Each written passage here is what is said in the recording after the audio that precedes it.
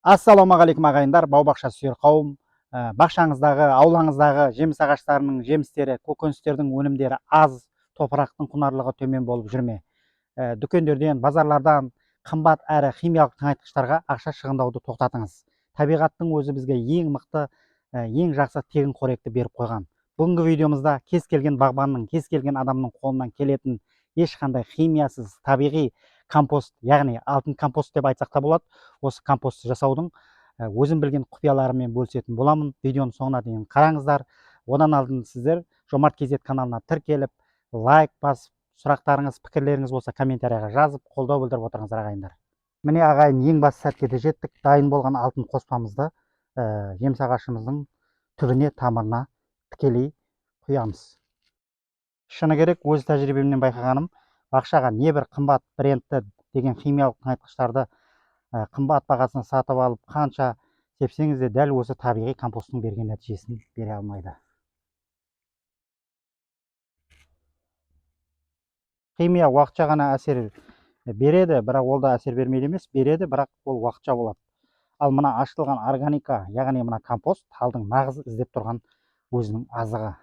Қараңызшы, мына жерге жаңа компостты құйғаннан кейін суды топырақ бірден жібектей жұмсарып тыныс ала бастайды.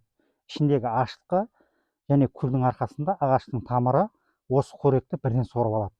Бұл қоспаны құйған соң талдың, ағаштың жапырағы қалай құбылатынын, жемісінің қалай іріленіп, бал татып пісесінін өз көзіңізбен көруге болады. Жерді алдауға болмайды ағайын. Жерге не берсең, саған екі есе қылып соны қайтарады. Химияның соңынан кәдімгі тек қана химияға байланып қалмай, осылайша бақшаға жан бітіретін табиғи дүниелерді жасап тұрыңыздар. Жаңа айтқанымда жерді алдауға болмайды ағайындар. Дүкендерге барсаңыз, базарға барсаңыз, көздің жауын алатын түрлі түсті қаптамадағы химиялық тыңайтқыштар қаптап тұрады. Мынаны сепсең тез өседі, мұны сепсең өнімді екі еселейді деген жарнамалар көп. Бірақ ағайын, ойланып көрейікші. Енді сол химиялық қоспаларды пайдалана бергенмен, бұл енді жердің құнарлығын ұзақ мерзімге апара алмайды. Енді біз осы топыраққа құнарлығын арттыру үшін осы компостты пайдаланғанымыз дұрыс деп ойлаймын. Қазір енді сіздерге ешқандай химиясыз ең құнарлы қоректі өз қолымызбен тегін жасаудың жолын көрсетеміз. Мінекей мына бочкеде 200 литрлік біреуі дайын тұр. Осыны қалай жасауды қазір көреміз бірге. Ендеше іске көшейік. Бізге сыйымдылығы 200 литр болатын үлкен пластмасса немесе темір бочка керек. Енді пластмасса бочка болғаны жақсы, бар болса темір де болады, бірақ енді пластмасса шірімейді, таттанбайды, ұзаққа шыдайды. Бұл бочка біздің бақшамыздың нағыз сиқырлы қазанына айналады.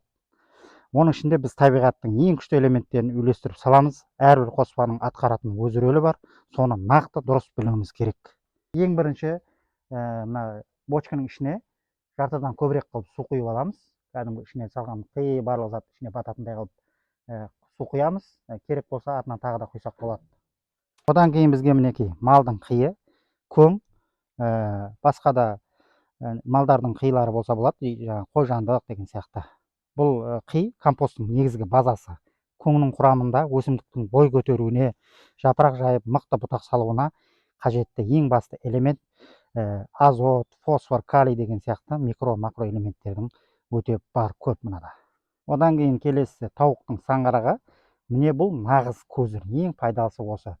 Тауықтың саңғырағы өзінің күші жағынан малдың қиынан бірнеше есе асып түседі. Оның құрамындағы органикалық заттар өсімдіктің тамыр жүйесін тез дамытып, стресске қарсы тұруын қамтамасыз етеді. Бірақ оның өзін, саңғырақтың өзін, жалғыз өзін жерге салсаңыз, тамырды күйдіріп жібереді. Ал мынаны кәдімгі біз сияқты суға ашытып жасағанда, оның уы кетіп, тек қана бізге пайдалысы қалады. Одан кейін келесі ағаштың күлі. Күл бұл табиғи калий мен фосфордың, сондай-ақ ондаған микроэлементтердің, кальций, магний, темір деген сияқты элементтердің қайнар көзі. Егер азот өсімдіктің өсуіне жауап берсе, калий мен фосфор жемістің тәтті әрі шырынды болуын қадағалайды. Күлді қосқанда жүзіміңіз де, алмаңыз да, қызанағыңыз да бал татитын болады. Бірақ енді бұл күл кәдімгі ағаштың күлі болу керек. Жаңағыдай пластмасса, басқа да химиялық заттардың күлі болмау керек. Таза ағаштың, шөптің күлі болу керек. Келесі қосатынымыз ашытқы, яғни дрож. Көптеген бағбандар осы жерде қателік жібереді. немесе мұны білмеуі де мүмкін. Ашытқы бізге не үшін керек деп ойлайды. Бұл ашытқы бұл тірі микроорганизмдер. Бочканың ішіне ашытқыны қосқанда ол анау көң мен тауық саңғырағының ыдырау процесін 100 есе тездетеді. Одан бөлек топыраққа түскенде ол топырақтағы пайдалы бактерияларды оятып, жердің тыныс алуын жақсартады. Былайша айтқанда, бұл компосттың нағыз қозғалтқышы. Осы қоспалардың бәрін бочкаға салып, үстінен су құйып, жақсылап араластырамыз. Содан кейін бетін мықтап жауып, күн түсетін жылы жерге 10-15 күнге дейін үстін бастырып қоямыз. Осы күндер ішінде бочканың ішінде нағыз табиғи лаборатория жұмыс істейді. Қоспалар ашып, бір-бірімен сіңісіп, быршып, өсімдікке бірден жұғымды болатын дайын азыққа айналады. Енді бочкаға қалай салуды көрсетеміз. Мынау міне бір қап малдың қиы. Мынаның ішінде бұрында жасалған, соның үшін мен бір қап салып жатырмын. Егер жаңадан нөлден жасайтын болсаңыз, бір бочкаға 2 қап салсаңыз да болады. Біз бұрын жасағасын ішінде бір қап салып жатырмыз.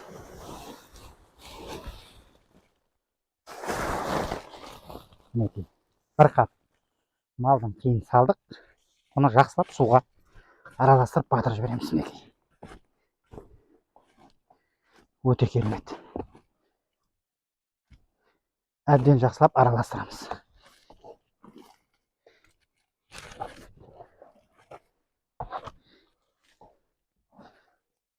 Келесі қосатынымыз міне тауықтың саңғырағы. Бұны осындай шелекке жарты қылып қоссаңыз болады, осы нормамен. Бұны да қостық. Бұл енді мынаның ішінде өзі еріп араласады 10-15 күннің ішінде. Бұны да жақсылап араластырып жібереміз. Осылай жасай бересіңіздер. Келесі қосатынымыз ағаштың күлі, жаңа айтқанымыздай таза күл. Бұны да мынаның ішіне араластырып жібереміз. Бұны да судың астына қарай жібереміз, жақсылап араластырып. Осылай бәрін араластыра береміз. Келесі қосатынымыз ашытқы, яғни дрож. Бұны да тікелей ішіне салып жібереміз. Біреуін жібере береміз, бір дрожды.